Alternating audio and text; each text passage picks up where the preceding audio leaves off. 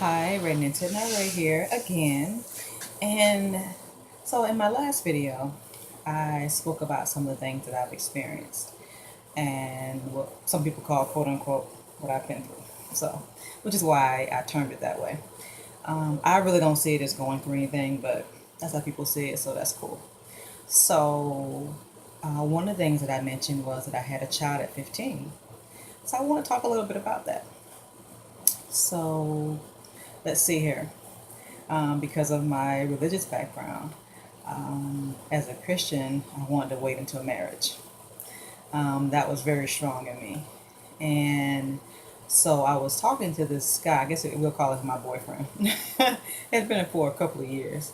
I met him when I was like in the, I think, seventh grade, I believe. And just on the phone, though, not in person, but on the phone. And so we were spending some time together. And so one day it was a flood. And I'm from Jacksonville, Florida, by the way. And it was a flood in Jacksonville. And we were out there treading the water in the flood. I mean, it was like literally flooding and it was still raining.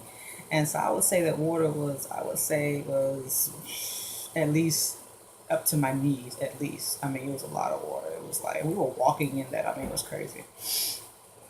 And so we done that all day long, and I actually felt sorry for him, is what it was. And so, and of course, he had been asking, asking, asking. And of course, I was always like, no, no, no, no.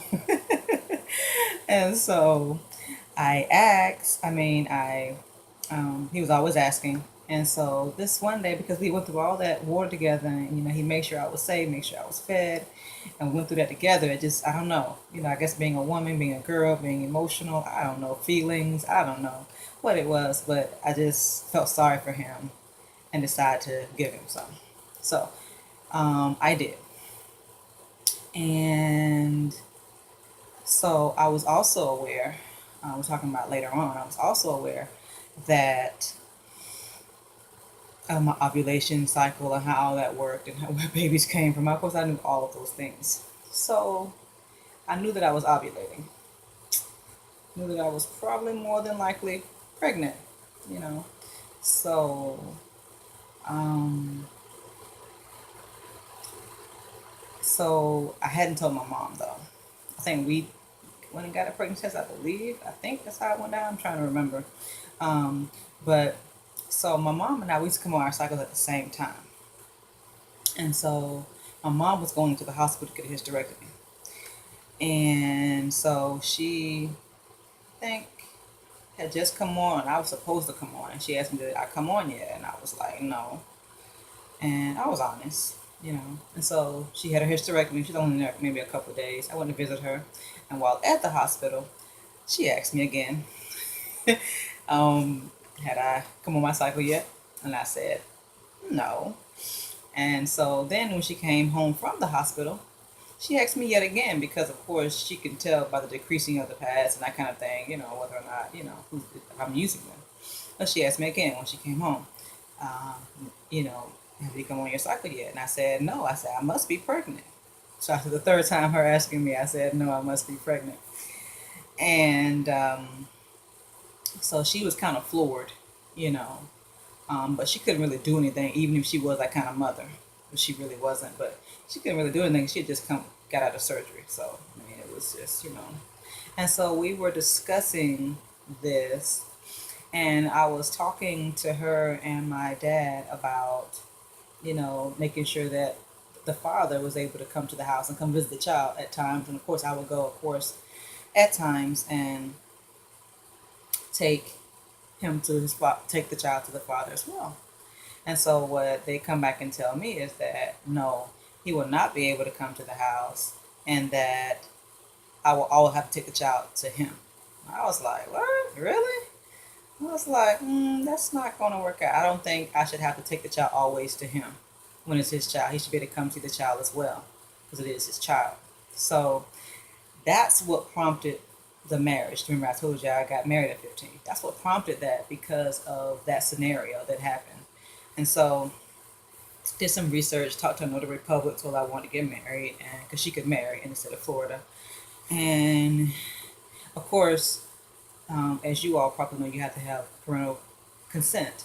And so, but there was a out clause in there for me because at the time, I'm not sure what the Florida law is now, but at the time, you could, if you were pregnant, all you had to do was get them from your doctor saying that you were pregnant, how far along you were, and your due date.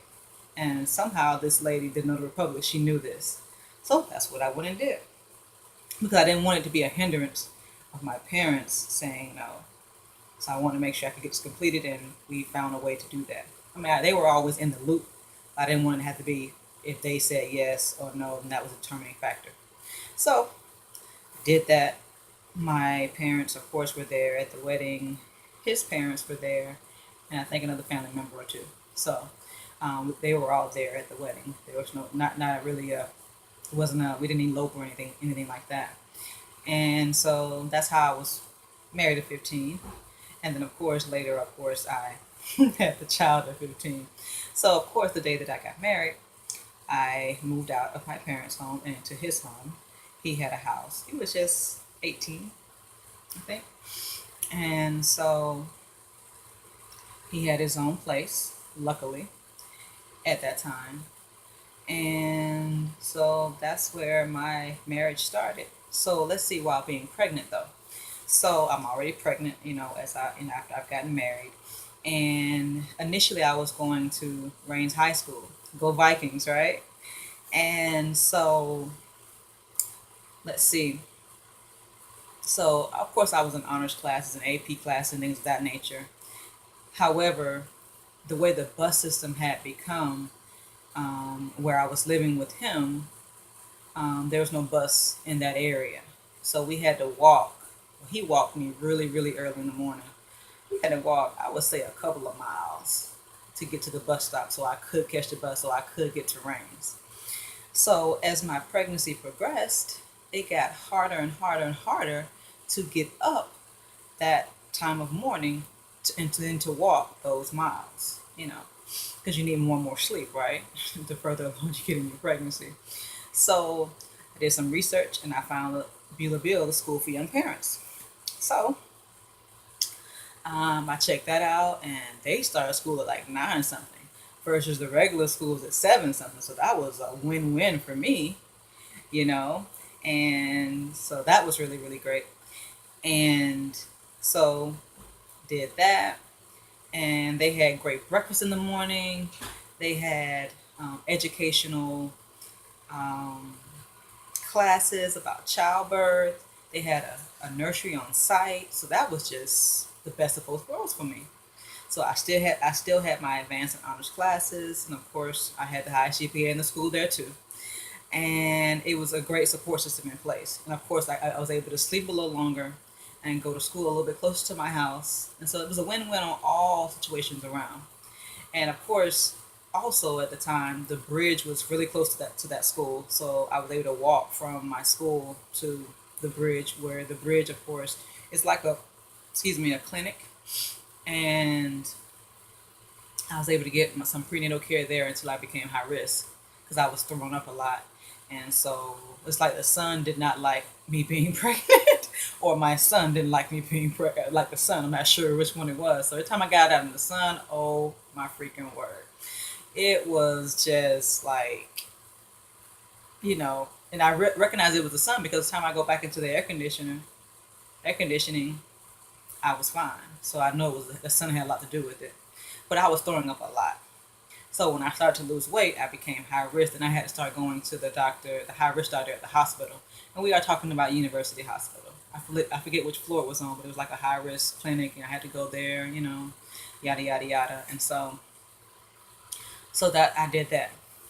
And again, I was married, so I took Lamaze classes because I read everything. So I took Lamaze classes. My husband and I he went with me, and oftentimes we were going to catch the bus to get there. He he was impatient, so we ended up walking there. So I did a lot of walking too while I was pregnant, which is cool, good exercise, right?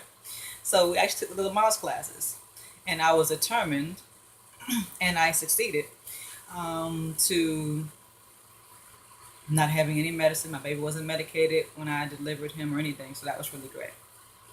So those Lamaze classes, I was very confident in technique, very confident in knowing that my baby would not be getting any kind of drugs of any sort.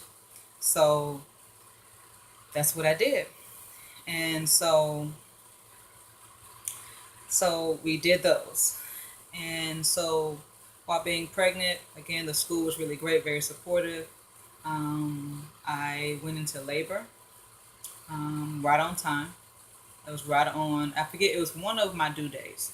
But sometimes you have a due date based upon your last cycle, and then you have a due date sometimes based upon the sonogram. I forget which one it was, but one of my due dates, um, my son came on. So I went into labor. I was very familiar with it, had read enough about it, had enough videos and everything, very familiar with it. And so I called my mom. I was trying to wait for my contractions to get to a certain level before I went anywhere, because I already know you're kind of waiting around. I didn't want to do all that. So I did that, went to the hospital, and it took me 3 hours to push his head down. Again, this is my first child. I mean, they kept saying, "We see the head, we see the head, we see the head," and then he would go right back up. I mean, literally 3 hours of doing that. It was crazy, mad crazy. And I had my mom doing the, but she was standing up. So the nurses and doctors are telling her, "Ma'am, if you keep doing that, you're going to like pass out." So she tried to stop, and I was like, "Mom, come on." you know. So she kept doing it with me, and of course my husband was there as well. But my mom was a really great support system for me. And finally, he finally came out. Luckily, he finally came out. And of course, again, I didn't have any medicine for pain, none of that. I didn't have a C-section. I pushed him out. Um, so that was great. And of course, because I was going to a school for young parents, they give you that leeway time. I don't know, it was a week or two, or whatever. But of course, like I said, the school had a nursery. So I went back to school. My son was at the nursery right downstairs when I was in my classes, which was really great. I breastfed him. If they had any problem, they would call me. I was able to go right down to the nursery and tend to him. So that was really great. So I had him in February. And of course, the school year ends around June in Florida, or in Jacksonville. So that's what I did. And while after that school year ended, the next school year, in August, I went back to Rains High School, go Vikings. And um, so that was that. So at that point I was a junior when I went back to Rains, and I had been in the band since I was in the sixth grade. So I was still in the band. I was in the Brain Bowl. I was in the honor roll. I was doing everything I would normally do. Still had my advanced and honors classes, AP classes, especially as a junior. And I was in marching band, concert band, symphonic band, and of course, practice was every day after school, especially for marching band season. So beginning of the school year, from like August to, I guess we'll say, November, December, I'm having practice every day after school. I did that even with that child that I had and being married. I did that, and of course I was able to keep. My grades were great. But in my junior year, actually, I think I said it in my previous video that I had the highest GPA in the school. It was like two or three of us that had actually the same GPA, but it was still the highest in the school in the third quarter, which was a 4.43. And something that I say about schools nowadays is that we want the children to focus on academics, but everything's about sports. So when I was at Rains, every 9 weeks we had an award ceremony that the entire school attended. And whatever parents wanted, because my mom was always there. Even though I was married, my mom was always there to support me. Thanks, Mom. She was always there. Whenever I needed her, she was always there. She didn't catch an attitude because I had a child, because I got pregnant, because I got married, because I moved out of the house. She did not catch an attitude. She was always there for me. Thank you, thank you, thank you so much, Mom. Thank you for that. Um, and so the award ceremonies, it was almost like, you were famous. That's the way it appeared, because sometimes after an award ceremony, one time I think it was a freshman came up to me and said, aren't you, her? And I was like, yeah, that's me. And she was like, I saw you getting the award. You're like so smart. And I was like, oh, okay. I wasn't, I wasn't a sports jock or anything, but she knew me from the award ceremony. And I think that schools should still be celebrating academics. I really do. Because academics is where it is. I mean, sports is great. The arts are really great, but academics are also really great. You need that to survive. You need that to make it out here in the real world. And I think Reigns really had the recipe for celebrating academics, because everybody wanted to be able to get an award. Everybody. I mean, they had trophies. Like every now and then they had trophies. They put their money, time, and energy into academics, and that's much appreciated. Go Reigns, go Reigns. And we had a great principal back then as well. So the principal now is different than who it was then, and the school has changed a bit, because attitude reflects leadership, right? I remember the Titans, right? So so I went through school like that. Um, in my junior year, I told you I really love mathematics, right?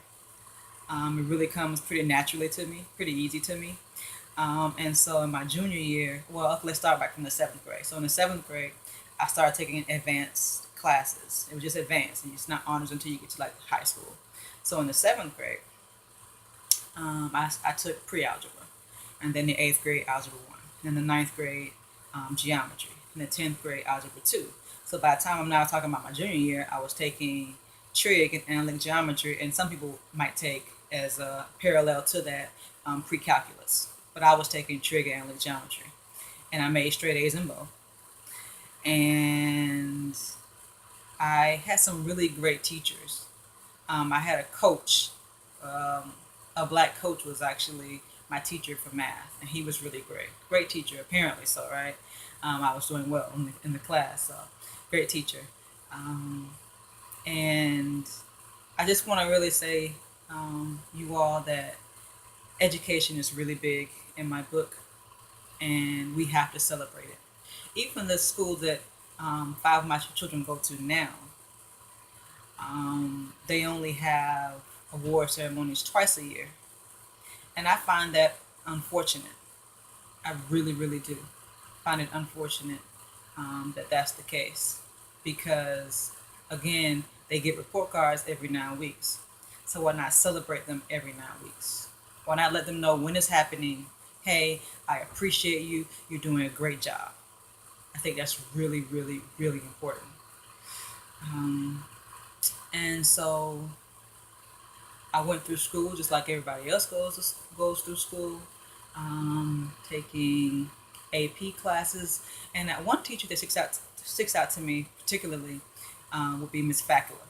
She actually taught me AP English for 2 years, and she actually taught at FSCJ. You all familiar with that, right?